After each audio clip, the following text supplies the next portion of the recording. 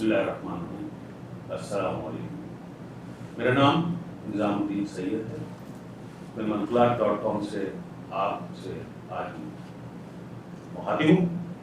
میں بہت شکریہ ادا کرتا ہوں ریڈ باکس ٹی وی کا کہ انہوں نے اپنے اسٹوڈیو میں ہماری مہمان نوازی کی اور ہمیں اس میں ایک موقع دیا کہ ہم بہت ہی اہم موضوع پہ یہاں پہ بات کر سکتے ہیں۔ اس شکریہ کے ساتھ میں اپنے مہمانوں کو خوش آمدید کہوں گا، لیکن اس سے پہلے میں آج آپ کو اپنے عنوان کا تعارف کراتا چلوں۔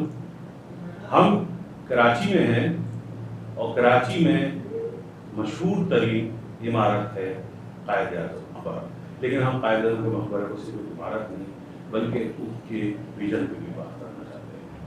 اور آج کے معاشرے کا ایک ہاٹ ایشو جو ہم سوشل میڈیا میں آبزرو کر رہے ہیں وہ ہے فیمنزم۔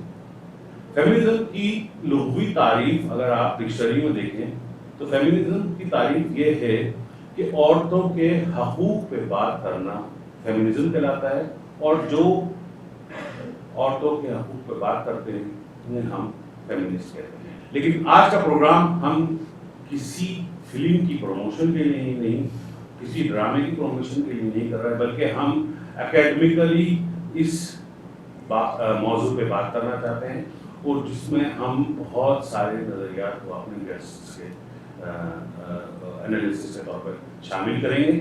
آج جو میں آپ سے بات کرنا چاہتا ہوں وہ یہ ہے کہ قائد اعظم کا ویژن فیمنزم کے اوپر کیا تھا۔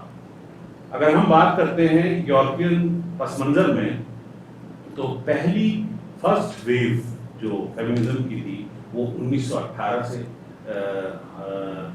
جرمنی میں لانچ ہوئی تھی، یا اس کو پیش کیا گیا تھا، جس میں انہوں نے سب سے پہلے عورت کے حقوق پہ بات کری اور عورت کے حق ووٹ ڈالنے کا حق کو قانون میں شامل کیا تھا۔ اگر ہم اس طریقے سے بیان کریں تو یہ فرسٹ ویو جو ہے وہ 1918 سے شروع ہوئی تھی اور 1965 تک گئی۔ 1965 کا ذکر اس لیے کہہ رہا ہوں کہ یہ بھی ایک قدر مشترک ہے پاکستان اور جرمنی کے فیمنزم کلچر کے حوالے سے۔ 1949 میں جو جرمنی کا پہلا کانسٹیٹیوشن لانچ کیا گیا، اس میں 4 خواتین تھیں جنہوں نے فیملی کے اور عورتوں کے حقوق کے متعلق اپنے خیالات اور ایک پلان اپنے قوم کو، جرمن قوم کو پیش کیا، جو کہ آگے جاتے ہوئے اس قوم کو، جرمن قوم کے لیے ایک مشعل راہ بنا۔ لیکن ہم اس کو اپنے بحث کو مکمل کرتے ہوئے میں جلد ہی اپنے مہمانوں کو دعوت دینا چاہتا ہوں۔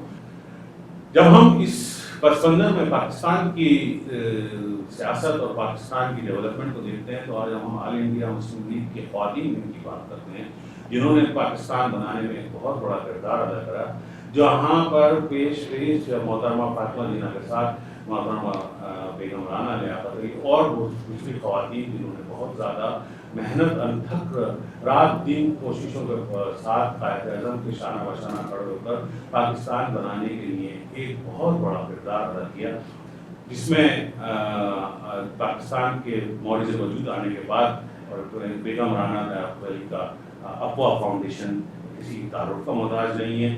انہوں نے نہ صرف کہ اسکولوں کی بنیاد ڈالی بلکہ اور بھی خواتین میں ایک بیداری کا سبق کو جو ہے پیش کیا۔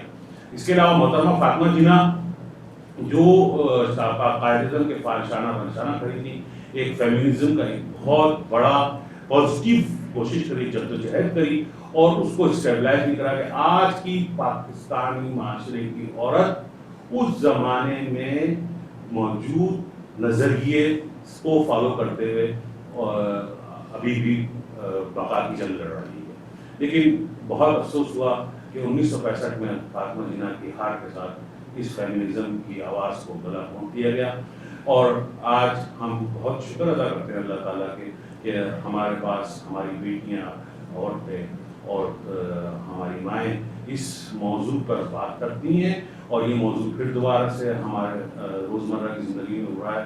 لیکن اس کے ساتھ ایک میں بات کرتا ہوں کہ جب ہم اپنے گھر میں بیٹھے ہوئے یا اپنے دفاتر میں یا اپنے سفر کے دوران یا ایک گروپ میں بات کر رہے ہوتے ہیں تو عورتوں کے مساوی حقوق، صنفی مساوی حقوق پر ہم بات کرتے ہیں. لیکن جب ہمارے پاس فیمنزم کی بات آتی ہے تو ہمارے مردوں کے ہی نہیں بلکہ عورتوں کے بھی مختلف خیالات ہیں. اور صنفی مساوات جب فیمنزم کے حوالے سے کچھ عورتیں اس کی حق میں ہیں، اس کے ساتھ کچھ عورتیں اس کو اختلاف بھی رکھتی ہیں. اسی طریقے سے کچھ مرد جو ہے وہ فیمنسٹ ایڈوکیٹ کے طور پہ پہچانے جاتے ہیں اور کچھ مرد جو ہے ایک پرماننٹ مائنڈ سیٹ کے ساتھ اس کی مخالفت کرتے ہیں.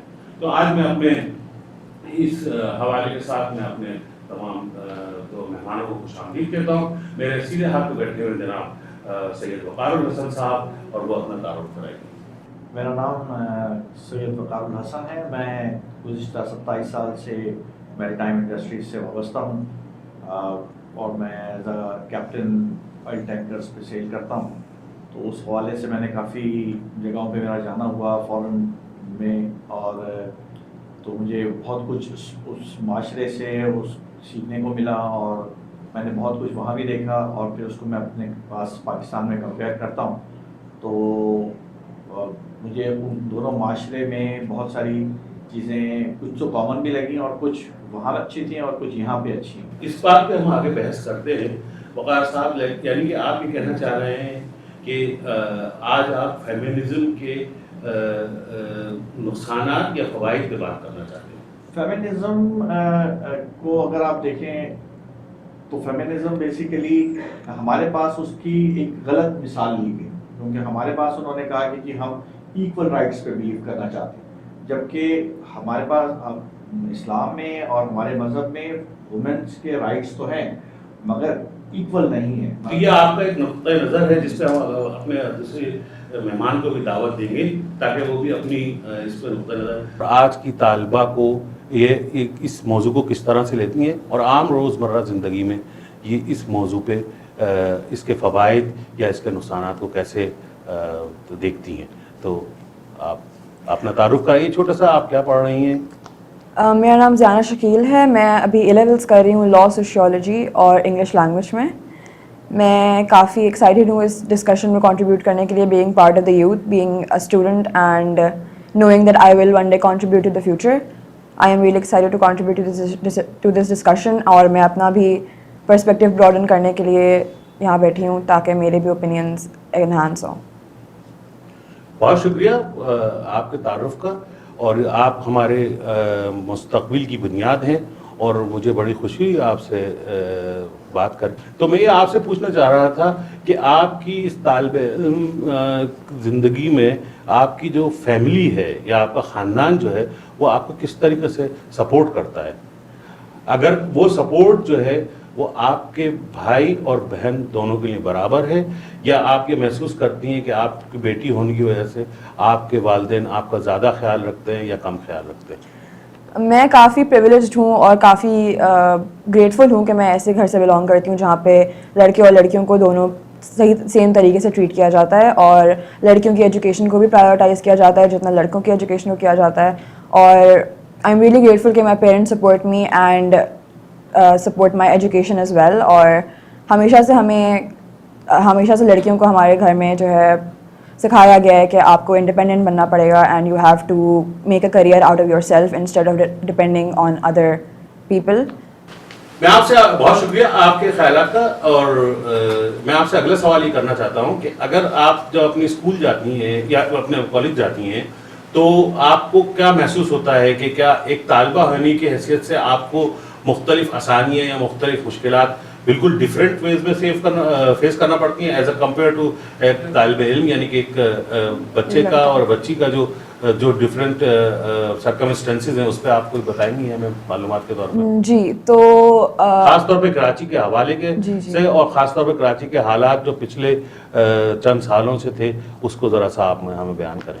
تو ان اے سوسائٹی اوبیسلی ہر طریقے کے لوگ ہوتے ہیں، اور جب میں کبھی کبھار اکیلے ٹریول کرتی ہوں یا کبھی کبھار واپسی میں اکیلے آتی ہوں کالج سے اپنے، تو مجھے کافی ڈفرینٹ لوگوں کے اوپینینس ملتے ہیں کہ اکیلے ٹریول نہیں کرنا چاہیے اور لڑکوں کو کرنا چاہیے اکیلے ٹریول. لیکن as long as my family supports me تو مجھے اس سے کوئی مسئلہ نہیں ہے. اور لیکن جب میں کافی سیکیور فیل کرتی ہوں جب میں اپنی فیملی کے سپورٹ ہوتی ہے, میرے پاس اپنی بہنوں کی سپورٹ ہوتی ہے اور اپنی ایون اپنے پیئرس کی سپورٹ ہوتی ہے. بیکاز ایک سوال میں آپ سے یہ پوچھنا چاہوں گا کہ آپ اگر میں آپ سے پوچھوں کہ آپ جیسے کالج میں کبھی فارم جمع کرا رہے ہیں تو لڑکے اور لڑکیوں کی الگ الگ لائن ہوتی ہے, تو آپ کیا بلیو کرتی ہیں کہ یہ ایک ہی لائن ہونی چاہیے جیسے یورپ میں ہوتی ہے کہ اس میں الگ الگ لائن نہیں ہوتی, ایسے لڑکے کھڑے ہوتے ہیں 7 لڑکیاں پیچھے جا کے کھڑی ہو جاتی ہیں, تو آپ چاہتی ہیں کہ اس طرح سے ہونا چاہیے کہ کیسے ہونا چاہیے کہ الگ الگ لائن ہونی چاہیے اور لڑکیوں کو پرائیورٹی دینی چاہیے, کیا بلیو کرتے ہیں؟ آئی تھنک لائن جیسی بھی ہو لڑکے اور لڑکیوں دونوں کو سویلائز ایکٹ کرنا چاہیے, اور لائن اگر ایک بھی ہو تو اس میں اگر دونوں لڑکے اور لڑکی مینرس کے ساتھ ایکٹ کریں گے تو کوئی مسئلہ نہیں ہوگا. یعنی کہ اگر آپ چاہیں آپ کی نظر میں اگر عورت و مرد ایک لائن میں کھڑے ہوتے ہیں اور آپ کو 5 منٹ زیادہ ٹائم بھی لگانا پڑتا ہے تو وہ بھی کوئی ایک مسئلہ نہیں ہے, لیکن آپ کے لیے آپ کی نظر میں ایک عورت کا احترام اس وقت بھی بہت ضروری ہے. جی ضروری ہے, اور الگ الگ لائنز میں تو اگر کھڑے ہو جائیں گے, لیکن اگر دونوں ایک ساتھ کھڑے بھی ہوں گے تو دونوں جینڈرز کو ایڈ کرنا چاہیے, not only women, I think men as well. And یقیناً آپ ٹی وی وغیرہ ڈرامے وغیرہ دیکھتی ہوں گی, تو ہمارے پاس میڈیا میں یہاں پہ ایک مائنڈ سیٹ پیش کیا جاتا ہے کہ جس میں ریٹنگ بڑھانے کے لیے عورتوں پہ تشدد کو بہت خاص طور پہ دیکھا جاتا ہے. تو آپ ایک ٹین ایجر ہونے کے ناطے آپ اس کا کیا اثر لیتی ہیں جسے ہر 10 منٹ کے بعد اس میں ڈرامے میں ایک تھپڑ مار دیا جاتا ہے عورت کو یا فلم میں, تو وہ آپ کے اوپر کیا اس کا اثر پڑتا ہے؟ آئی تھنک آج کل کے کافی ڈراموں میں جو ہے تشدد دکھایا جا رہا ہے اور ایسڈ اٹیکس دکھائے جا رہے ہیں, سیکشل ابیوز وغیرہ دکھایا جا رہا ہے جو عورتوں کے ساتھ ہوتا ہے. اس میں کوئی برائی نہیں ہے. آئی تھنک یہ ہماری سوسائٹی کے آج کل کے ایشوز کو ہائی لائٹ کرتا ہے ایکچولی, اور اچھی بات ہے کہ ایسے ڈرامے بن رہے ہیں انسٹیڈ آف دا یوزول رشتے اور شادیوں کے سے ہٹ کے جو ایکچوئل سوسائٹل ایشوز پہ جو ڈرامے بن رہے ہیں, تاکہ ہمارے معاشرے کو پتہ چلے کہ there are things that people face and there are things that they need to be educated on as well. اب یہ وقار بھائی جو سوال کرتا ہوں, یہ ہمارے بہت اچھے دوست ہیں اور ایک مردوں کے مائنڈ سیٹ کو یہاں پہ پریزنٹ کر رہے ہیں, تو آپ کے خیال میں کیا تشدد عورت مرد کا حق ہے؟ جب ایک عورت اپنی حدود کراس کرے تو کیا اس کو تشدد کے ذریعے حدود میں لایا جا سکتا ہے؟ اس کا بیسیکلی نارملی ہم اگر اس کو یوں دیکھیں کہ جی اسلام ہمیں کیا سکھاتا ہے, اگر آپ ایجوکیشن اگر آپ بہت ریلیجس نہیں بھی ہیں تو اسلام میں ہمارے پاس اس کے سارے پروسیجرز, کیونکہ یہ تو ظاہر بات ہے میکرس کو تو یہ چیزیں پتہ تھی, اس نے اس کی پوری بڑی اچھی سی باؤنڈری ڈیفائن کر دی کہ جی how you are going to treat your women.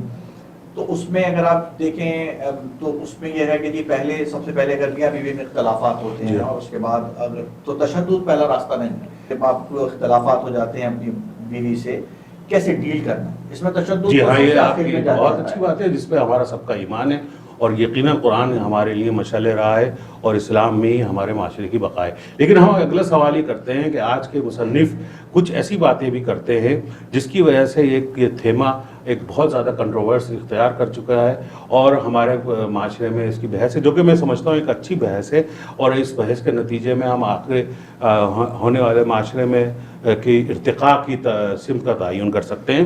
جیسا کہ ایک تھیما ہم نے بہت یا ایک جملہ ہم نے بہت اب آج کی سوشل میڈیا پہ سن رہے ہیں کہ اگر ہم میرے جسم میرے مرضی کی بات پہ عمل کرتے ہیں تو یہ معاشرہ ایک جنگل کی صورت اختیار کر لے گا. آپ اس سلسلے میں کیا کہتے ہیں؟ کہ اللہ تعالیٰ نے آپ کو بنایا ہے, اللہ تعالیٰ آپ کے ہر چیز سے واقف ہے, تو عورتوں کو جہاں اللہ تعالیٰ نے یہ کہا ہے کہ جی آپ جو ہے وہ اپنے آپ کو جو ہے کور کر کے رکھیں, تو وہاں مردوں کو اللہ تعالیٰ نے یہ کہا ہے کہ اگر تمہاری نظر پڑتی ہے تو اس کو جھکا دو اور جو ہے نا اس کو اپنی نظروں کو سنبھال کے چلو. اور تو اس طرح سے ویری ویل ڈیفائنڈ ہے یہ چیزیں ساری.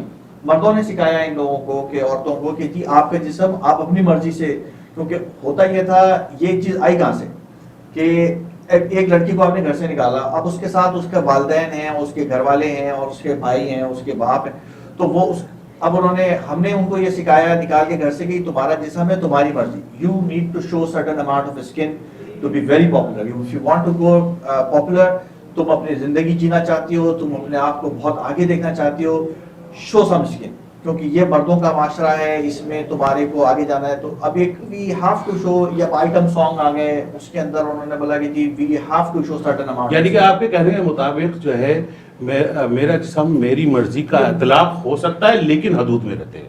نہیں, یہ تو مردوں کا نعرہ ہے, یہ عورتوں کا نعرہ ہی نہیں ہے, یہ تو مردوں کا نعرہ ہے کہ جی آپ کو ہم نے سکھایا ہے عورتوں کو کہ آپ یہ نعرہ لگاؤ, میرا جسم میری مرضی, جیسا چاہوں گی اس کو استعمال کروں گی تاکہ میں پھر آپ کو ایکسپلائٹ کروں. یہ آپ کا نقطہ نظر ہے. ہم اس پہ آگے اس کے علاوہ بھی بہت سارے ایشوز ہیں. ہمارے پاس ایک بہت بڑا ایشو ہے جو ہمارے معاشرے میں ہے, جس کے متعلق میں اپنی بیٹی سے بھی بات کرنا چاہوں گا کہ 12 سال کی عمر کی بچی کی 50 سال کے مرد کے ساتھ شادی کر دی جاتی ہے. کہ اگر اس طرح سے جب آپ کسی بچی کے ساتھ یہ سلوک ہوتا دیکھتی ہیں تو وہ آپ اس کو کیسے کلاسیفائی کرتی ہیں؟ آپ کے ذہن پہ کیا اثر پڑتا ہے کہ کیا آپ اس کو ایک طریقے سے اپنے اس بچی کے لیے جو ہے رحم کی طور سے دیکھتی ہیں؟ اور آپ اگر ایسا خدا نخواستہ کبھی آپ ہم ان بچیوں پہ جب وقت آئے تو آپ ان کو کیا مشورہ دینا چاہتی ہیں؟ آئی تھنک جب یہ ایسی کوئی چیز ہوتی ہے تو سب سے مین چیز جو نظر آتی ہے وہ ہوتی ہے دا لیک آف ایجوکیشن. کیونکہ لوگوں کو معاشرے میں پتہ ہی نہیں ہے کہ ہمیں لڑکیوں کو ایجوکیٹ بھی کرنا چاہیے اور اتنی جلدی ان کی شادی نہیں کرا دینی چاہیے. تو سب سے I think the main cause is the low literacy rate in our society. اور برا فیل ہوتا ہے. ہم اپنے بہت جلد ہی ایک اپنی گیسٹ کو دعوت دینے والے ہیں جو کہ ہمارے کو اس تھیما پہ بہت زیادہ بتائیں گی. ان کا نام ارم ہے اور وہ ایک ورکنگ وومین بھی ہیں اور مدر بھی ہیں. ہم ان کے اوپر بات کریں گے, لیکن آپ اپنی بات کنٹینیو رکھیے. جی تو جی لو لٹریسی ریٹ کا اور بہت برا فیل ہوتا ہے دیکھ کے, لیکن اپنی بلیسنگس بھی کاؤنٹ کرنے کا موقع ملتا ہے کہ الحمدللہ ہمیں ایسا کچھ نہیں فیس کرنا پڑا. لیکن سب سے مین چیز آئی تھنک ابھی right now our society needs is education. اور اگر لوگوں کو یہ انفارمیشن ہی نہیں ہوگی کہ انہیں اپنے بچوں کو ایجوکیٹ کرنا ہے اور اتنی جلدی شادی نہیں کرانی, تو وہ کہیں سے بھی پروگریس نہیں کر پائیں گے. تو آپ اپنی نسل کو یا نئی عہد کی طالبہ کو اس پروگرام کے حوالے سے آج کیا پیغام دینا چاہتی ہیں؟ میں یہ پیغام دینا چاہوں گی کہ know your rights and don't let anyone compromise them. Know your rights but don't let anyone exploit them, جیسا آپ نے کہا. اور educate yourself, مینلی یہی کرنا چاہیے. ہماری نئی مہمان ہمارے اسٹوڈیو میں تشریف لے کر آ چکی ہیں. محترمہ ارم صاحبہ ایک ورکنگ وومین بھی ہیں اور وہ بہت اپنے قیمتی ٹائم میں ہمیں آج انہوں نے وقت دیا ہے اور ان پہ ہم آج کے خاندانی اقدار کے متعلق بات کریں گے. ہمارے آخری مہمان جو ایک بہت مشہور اس وقت کے اکنامسٹ ہیں شکیل انور کمال صاحب, ان سے ہماری ابھی بات ہوئی ہے, وہ تشریف لا رہے ہیں. جیسے ہی وہ آئیں گے ہم ان کو اسٹوڈیو میں دعوت دیں گے اور کیونکہ وہ ہمارے اس پروگرام کو چار چاند لگا دیں گے اور بتائیں گے کہ اس وقت کی اکنامک سچویشن میں صنفی مساوات کی کیا مقام ہے. تو میں دعوت دیتا ہوں اپنی نئی مہمان ارم صاحبہ کو. ایک ڈبل انکم کا ہونا بہت ضروری ہے. تو آج کل کے زمانے میں اگر ایک عورت گھر سے باہر نکلتی ہے تو اس کے پیچھے اس کی کوئی نیڈ, اس کی کوئی نہ کوئی مجبوری ہے. کی طاقت کو انڈر ایسٹیمیٹ تو کر ہی نہیں سکتے. تو یہ چیزیں تو کہا دیکھا جائے تو ہمیں تو جدی کشتی